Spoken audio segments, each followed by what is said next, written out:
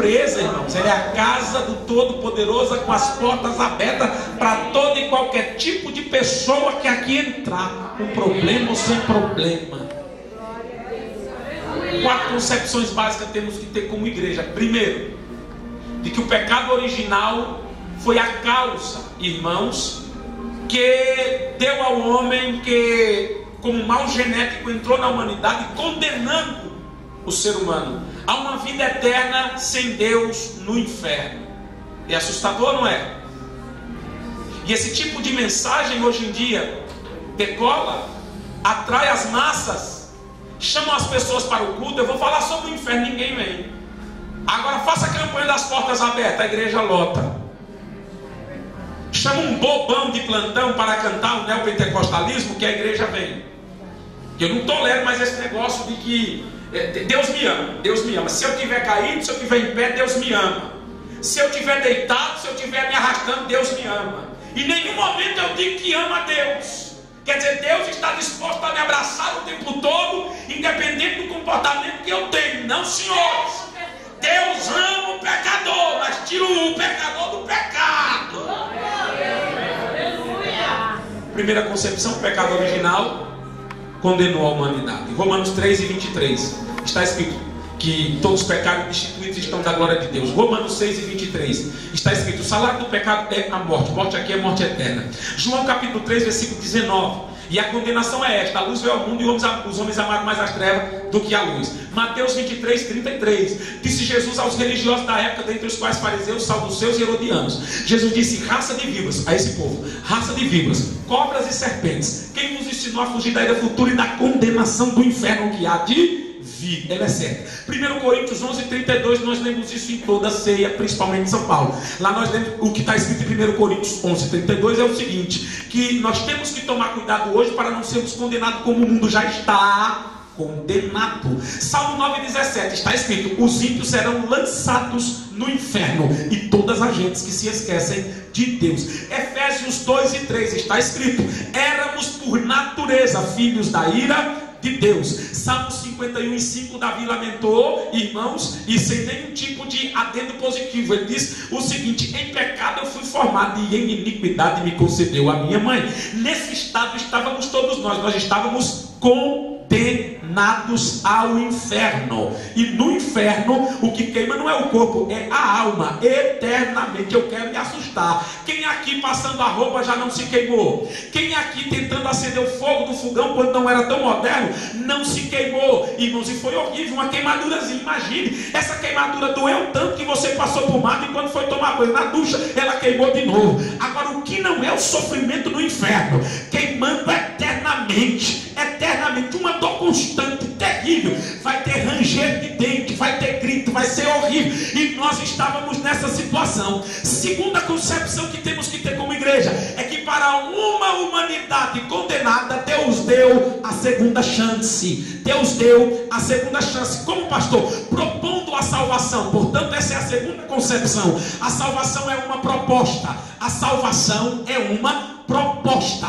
A salvação não é uma imposição. A salvação é uma proposta. E na proposta da salvação nós vamos entender, irmãos, que atua diretamente o livre-arbítrio, que é direito de escolher, e está também atuante na dispensação da graça. E graça é favor imerecido. Mesmo como condenados que éramos, nós temos por Deus o direito de escolher vida e morte nessa dispensação, que é a dispensação da graça, da qual não merecemos, mas Deus deu a segunda chance. Deixa eu ver quem foi que aceitou a segunda chance. Se você está aí, ei, Deus deu a segunda chance. Eu aceitei. Isaías 59:1, a mão do Senhor não está incluída para salvar, nem agravado seu ouvido para não poder ouvir. Isaías 55:6-7 está escrito: buscai ao Senhor enquanto se pode achar, invocar enquanto está perto. Versículo 7: deixe, definitivamente deixe o ímpio o seu caminho, uma proposta, e o homem maligno o seu pensamento, se converta ao Senhor, que se compadecerá dele. Torne para o nosso Deus, porque é grandioso em perdoar. João capítulo 3, versículo 16 está escrito, e você vai recitar no 3 esse texto que você conhece. 1, 2, 3: porque Deus amou o mundo de tal maneira que deu seu Filho unigênito para que todo aquele que nele crê não pereça, mas tenha na terra nenhum nome há dado entre os homens pelo qual devamos ser salvos. Portanto, não é o nome de nenhum dos seres angelicais que está no céu que pode salvar. Na terra não é o nome de nenhuma personalidade conhecida do mundo secular ou do mundo evangélico que pode salvar. O único nome que pode salvar também não são, irmãos, os santos da igreja católica que pode salvar. O único nome capaz de salvar a alma, ele é adorado no céu pelos anjos, é adorado na terra pela igreja e temido no inferno pelos demônios. Só no nome de Jesus a salvação. Só no nome de Jesus Cristo. Atos 17:30 está escrito que Deus, não tendo em conta os tempos da ignorância, anuncia agora a todos os homens em todos os lugares que se arrependam, porque Deus já determinou um dia que com juízo e justiça julgará toda a humanidade, e disso tenho certeza, ressuscitando a Jesus Cristo dentre os mortos. Atos 16:31, crê no Senhor Jesus Cristo, é uma proposta, e será salvo tu e a tua casa, se você quer, se você crer. Romanos 1:16-17, Paulo disse também o seguinte ali: não me envergonhe do evangelho de Jesus Cristo, porque é o poder de Deus para a salvação de todo aquele que nele crê, primeiro do judeu, depois do grego, pois é no evangelho que descobre a justiça de Deus de fé em fé, como está escrito: meu justo viverá da fé. Romanos capítulo 10, versículo 8, 9, 10 e 11, lá está escrito: mas que diz a palavra que está junto de ti, na tua boca e no teu coração, esta é a palavra da fé que pregamos, a saber, se com a tua boca confessares ao Senhor Jesus Cristo e com o teu coração creres que Deus ressuscitou dos mortos, será salvo, visto que com o coração se crê para a justiça e com a boca se faz confissão para a salvação, porque a escritura diz que todo aquele que nele crê não será confundido. Efésios 2:8, pela graça sois salvos por meio da fé, isso não vem de vós, é um dom de Deus. Apocalipse 3:20 está escrito. Apocalipse 3:20 está escrito: eis que estou à porta e bato. Eis que estou à porta e bato. Se alguém ouvir a minha voz e deixar eu entrar, entrarei na sua casa, cearei com ele e ele ceará comigo. Ei, 3 ações de Cristo Jesus nesse texto. Primeira ação, estar à porta. Então ele conhece o endereço de todo ser humano. Segunda ação de Cristo no texto, batendo a porta. Ele não chuta a porta, ele bate.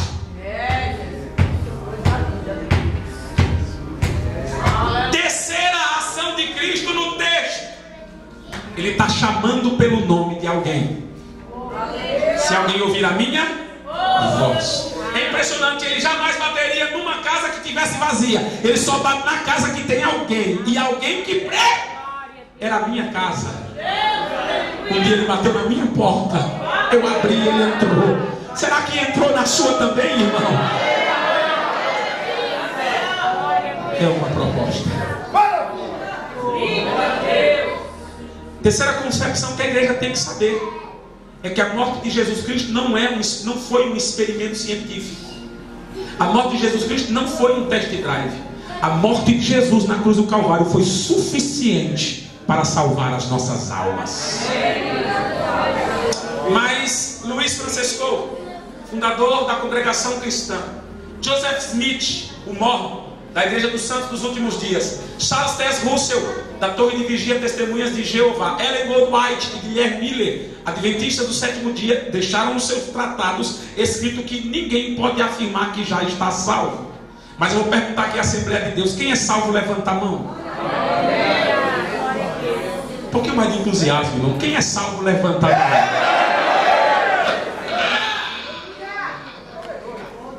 Glória a Deus. E aqui é onde a fé pentecostal sobressai, porque nem o inferno, nem o passado acusador e nem o diabo pode separar a gente dessa verdade. Posso dizer que só sai.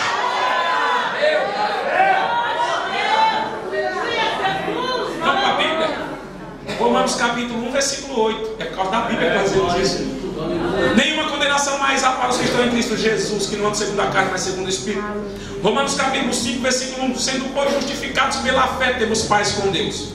1 Coríntios 5:17 está escrito: quem está em Cristo, nova criatura. As coisas velhas já passaram. O que era velho na minha vida, que eu era perdido, eis que tudo se fez novo. O que é novidade na minha vida, sou salvo hoje. Gálatas 2:20, Paulo disse: vivo hoje, não mais eu, mas é Cristo que vive em mim, e a vida que vive na carne, vivo na fé do unigênito Filho de Deus. 1 Timóteo capítulo 1, versículo 12 e 13, o apóstolo escreveu dizendo o seguinte: dou graças a Deus que me teve por fiel pão do meu ministério, a mim que antes fui perseguidor, blasfemo e opressor da igreja de Cristo, mas alcancei misericórdia, porque eu fiz ignorante na minha incredulidade, e a graça de Deus não foi vã para comigo. 1 Pedro 2, 9 e 10. O versículo 10 é o seguinte: que antigamente nós éramos povos levados aos ídolos mudos, mas hoje nós somos, é a Bíblia que afirma. O que nós somos hoje? Hoje, geração eleita, sacerdócio real, nação santa, povo adquirido, para que anuncieis as virtudes daquele que nos chamou das trevas para a sua maravilhosa luz. Aos Romanos capítulo 8, versículo 31 a 39, Paulo diz o seguinte: quem tentará acusação contra os escolhidos de Deus? É Deus quem nos justifica. Quem os condenará? Pois é Cristo quem morreu ou antes, quem ressuscitou entre os mortos. Como não nos dará também com ele todas as coisas? Porque estou certo. Na verdade, Paulo fala no superlativo, porque estou certíssimo de que nem a morte e nem a vida, nem o presente nem o futuro, nem a altura nem a profundidade, nem o perigo, nem a espada, nem a fome e nenhuma outra criatura pode separar-me do amor de Deus que está em Cristo Jesus. Levanta a tua mão e recebe essa palavra. O teu nome está escrito no livro da vida do Cordeiro. Eu posso dizer para o mundo: eu sou salvo. Eu sou salvo.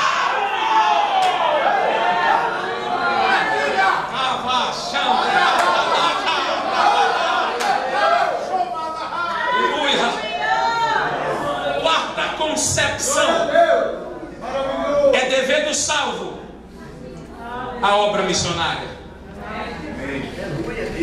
Fala para o teu irmão: é o nosso dever pregar o Evangelho. Já que sou salvo, eu tenho dever.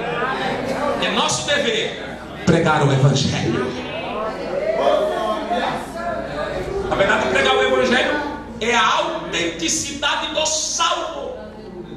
É pregar o reino. Não posso admitir uma igreja que se diz de Deus que não se prega o Evangelho. Para quem está perdido, mas tenta se pescar no aquário dos outros. Não vou entrar nesse método porque a doutrina não fala sobre isso. Irmãos, observe que Mateus capítulo 10, versículo 7, disse Jesus ao discípulo: e indo, pregai dizendo: é chegado a vós o reino dos céus. O verbo aqui está no imperativo, o ide. Marcos 16 e 15, ide por todo mundo, pregai o evangelho a toda criatura. Aquele que crê e for batizado será salvo, quem não crê já está condenado.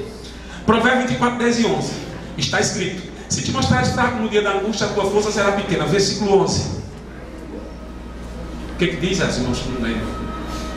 Se te mostrar fraco no dia da angústia, a tua força será pequena. Livra é verbo, também está no imperativo. Os que estão destinados à morte, os que cambaleiam para a matança, se os puderes livrar. Isaías 21, 14, sair é verbo e também está no imperativo, com água ao encontro do sedento. Glória a Deus. Porque a iniciativa do Evangelho não é atrair o perdido para cá. Eles nunca vão encontrar o caminho. Somos nós quem temos que ir até eles. Sair com água ao encontro do sedento. Eclesiastes capítulo 11, versículo 4. Está escrito lá o seguinte: quem olha para o vento nunca semeará, quem olha para a tormenta nunca cegará. Versículo 6.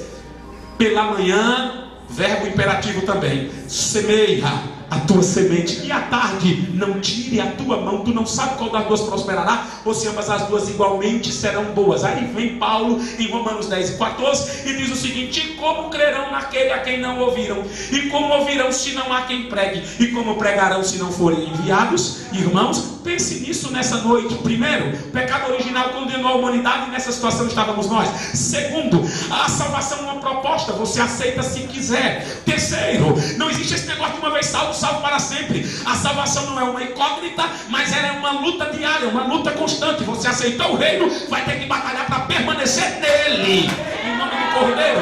E é o nosso dever pregar o Evangelho. Quem prega o Evangelho está assim com Deus. Quem prega o Evangelho tem certeza para onde vai. Quem prega o Evangelho quer tirar o perdido da perdição. Quem prega o Evangelho tem consciência tranquila, coração tranquilo.